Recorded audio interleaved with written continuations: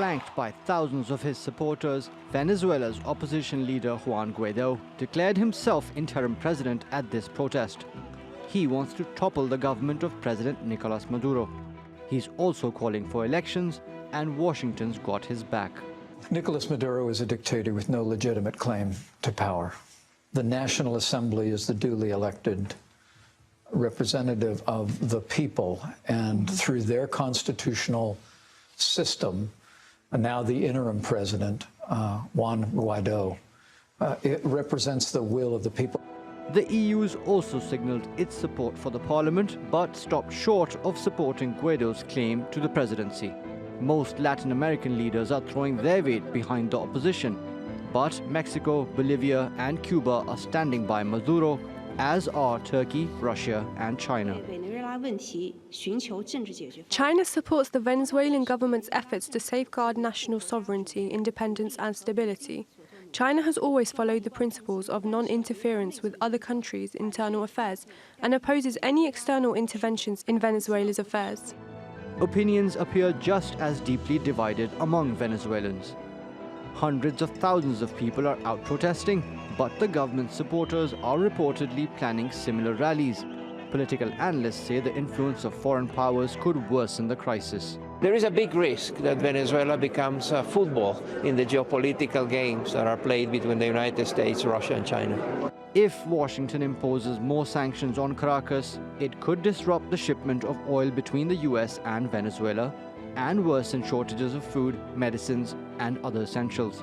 Venezuela's energy minister holds OPEC's rotating presidency this year, and potential US restrictions on cabinet members could complicate OPEC operations. As the economy spirals downwards, millions of Venezuelans are finding it harder to make ends meet. Now that other governments are jumping into the political tug-of-war, Venezuelans are likely to see the already complex political crisis at home grow more complicated. Mobin Nasir, TRT World. Well, for more on this now, Diego Moya-Ocampos joins us now from London. He's IHS Markit's Venezuela Principal Analyst. Welcome back to the program, Diego. So, extraordinary developments in Venezuela, starting with Juan Guaido declaring himself interim leader in the country. How legitimate is his claim, though? It is legitimate. It goes in line with what the Constitution of Venezuela establishes in Article 233, which basically says that if there is a vacuum of power, then the head of the National Assembly needs to assume as interim president and call for elections. Now, this claim is based on the fact that the US, Canada, most Latin American countries, and the EU do not recognize the result of the 20 May 2018 presidential election in which Nicolas Maduro was reelected for 6 more years. Therefore, as a result of that, they do not recognize his second mandate, which started on the 10th of January, and Guaido is basically proceeding in line with what the Constitution of Venezuela basically says, and in line with what the people in the streets are demanding via street protests. And of course, the international divide over the leadership in Venezuela became more apparent when Donald Trump chose to back Juan Guaido over Nicolas Maduro. Do you think this was the right thing to do? Won't it just bring more instability to Venezuela? Well, I think what the international community is trying to do is trying to look that Venezuelans are allowed to go to free and fair elections with international observers and with a national electoral authority which is credible. So far, they have not been able to do so. The Venezuelan people, we have to remember, the economy has contracted. It's more than 5 years in contraction. Last year, contracted 18%.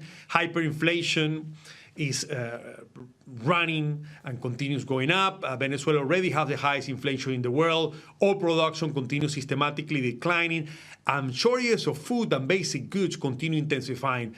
The elderly are dying. The children are dying.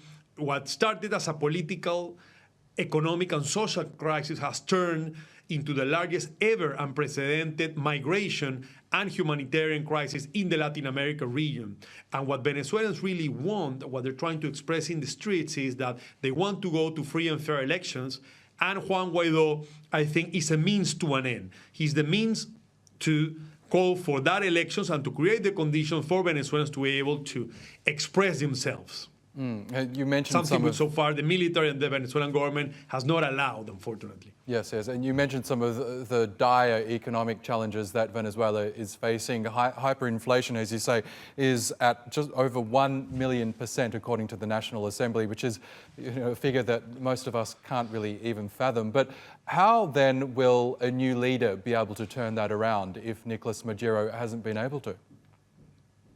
I think the problem with Nicolas Maduro has been widespread corruption and epic mismanagement. First with Chavez, then with Maduro, and the government had refused so many times to change the direction of the economy. Very stringent price and foreign exchange control had generated massive distortions.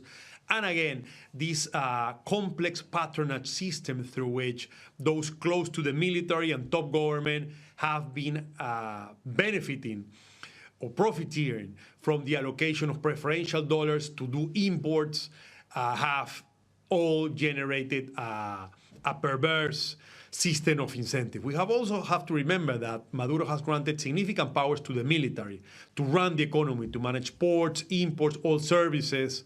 And this is the same people who have been in charge of the responsibility of maintaining law and order, of containing civil unrest. So all this situation has led to the dire state and the poor situation in which Venezuelans are now, unfortunately. We know the United States... And a new leadership could definitely pave the way for something new, right? Yes, but we also know that the US hasn't been happy with the Venezuelan leadership for some time now, calling for regime change consistently over the last few years.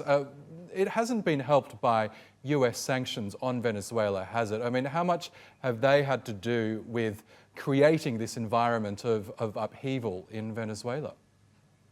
Not much, really, not much. We have to remember that Venezuela was already in contraction before mid-2014 when oil prices experienced a sharp decline. And by the time the U.S. imposed sanctions, Venezuela had been long already in economic contraction.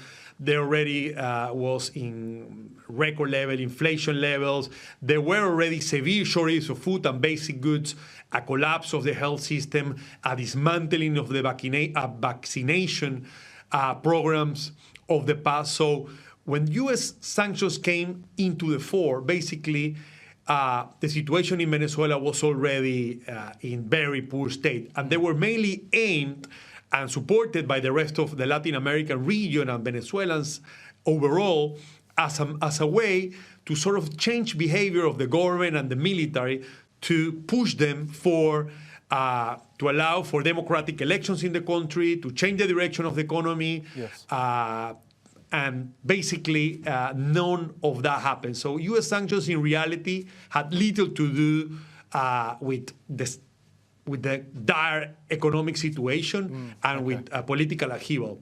Okay, Diego Moya-Ocampos, we'll have to leave it there, but thank you again for joining us.